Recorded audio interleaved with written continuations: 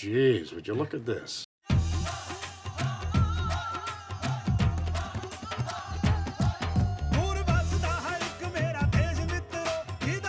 Oh dear God!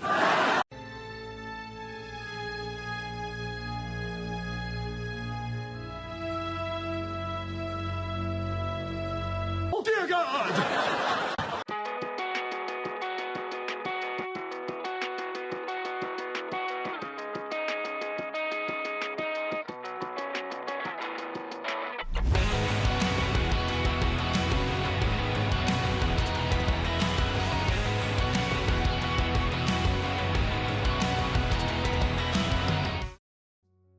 You know, years ago, I didn't mind the idea of remakes.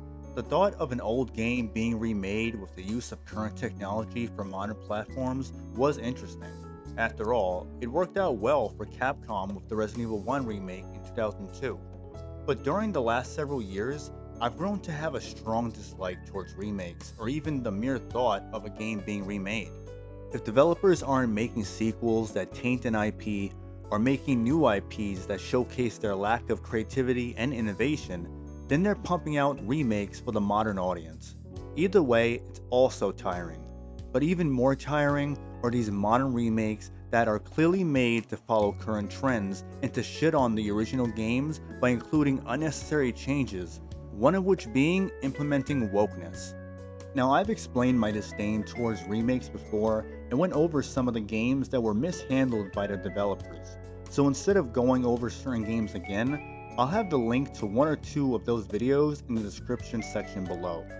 As for the remakes in question, these remakes pretty much fall in line with my issues with the current state of gaming and the philosophy that goes into these projects. The Gothic and Prince of Persia remakes are the next set of woke remakes for the modern audience, whether potential shills or journalist hacks want to accept it or not. These two games have clearly been modernized in the worst ways possible, which is no different than several other remakes we've seen as of late. As it pertains to the Gothic 1 remake, before the images of the now grotesque and censored servants of Gomez were released, the remake was looking very good. I enjoyed the demo for what it was, and the dev diary videos made me optimistic for the game. Even as someone who never played any of the Gothic games before, but have played the Risen and Elix games. Despite me not being a real fan of the Gothic series, I've seen some videos and read comments from Gothic fans that praise what was shown of the remake so far, up until recent developments. And on top of that, the community manager has been adding more fuel to the fire with typical radical leftist behavior. This dumb bitch can't handle any form of criticism, and whoever runs their Discord server have done this game no favors either, by them basically telling people to not trust their eyes or not notice any patterns, and instead just trust them, bro. They're totally respecting the source material while also at the same time changing the roles of some characters. This unnecessary change to the two servants goes against what was in the original Gothic. The setting is dark and harsh, with the intention of those women being there to please Gomez. They looked slutty for a reason, and were intended to look pretty and sexualized, despite the engine at the time being dated and the fact that Piranha Bytes was never a huge development studio. Speaking of Piranha Bytes, one of the former character modelers voices disappointment with what Alchemy Interactive did to these characters. And one can only imagine what some of the other original developers think about all of this. Not only are the women uglified for woke pussies, but the painting above Gomez was changed as well. It originally had two scantily clad women next to him, whereas now in the remake, the painting is just a generic picture of scenery. These changes show disrespect and lack of care towards the source material. The setting in Gothic is dark and gritty. How characters are designed and portrayed are done for a reason. A character like Gomez is an asshole. The island barely has any women, and the servants are there for Gomez's pleasure, because he's a villainous, misogynistic prick, and the world that Piranha Bytes created in 2001 was made with the purpose to reflect how dark and callous it is. Now, while many defenders of these unnecessary changes will say that these changes are minor and nothing else has changed, even though they really don't know that, and there's a good chance that more has been changed for the sake of quote-unquote modern sensibilities. Either way, the changes made by Alchemy Interactive won't suddenly turn Gothic into a mainstream success, since all of Piranha games were niche, and the modern audience pandering in this remake won't change that. So hopefully for Alchemy Interactive, THQ Nordic, and Embracer Group, the modern audience show up on release day to support the Gothic remake. That's if it ever gets an actual release date and not continue to be in development hell. Perhaps the devs should worry about finishing the game instead of pussifying it for a bunch of they-thems chronically on blue sky, sipping on soy lattes and huddled with a dozen cats. Moving on to Prince of Persia: The Sands of Time Remake, another game going through development hell, but a series I'm more familiar with. It recently had images leaked from a 2024 presentation at Ubisoft, after going radio silent shortly after its reveal back in 2020, and is now apparently well on its way. Now, when it was originally shown off, it looked like a budgeted game solely meant to fill in a spot during the year to add to Ubisoft's quarterly earnings report, and with this new version it still looks like that, but now with repugnant looking characters that further illustrates how shitty Ubisoft are.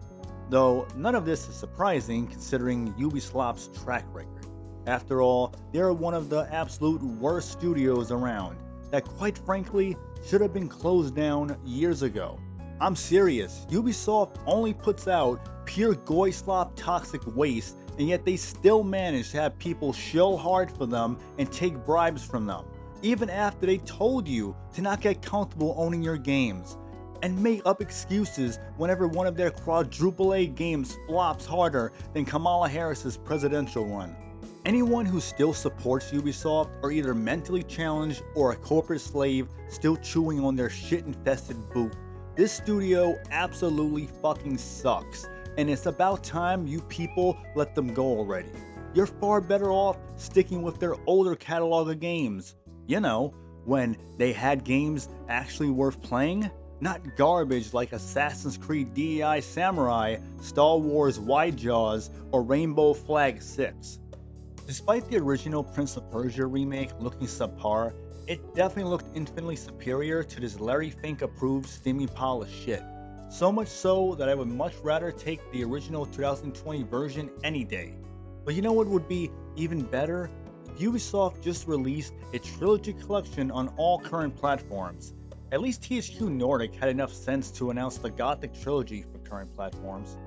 According to a leaked document, Princess Farah won't need protecting because it wouldn't be a modern remake if there aren't any girl boss characters that defeat the purpose of what their original character was intended to be. And I can definitely see the prince being a passive, emasculated beta to help Ubisoft further establish Farah as a strong woman.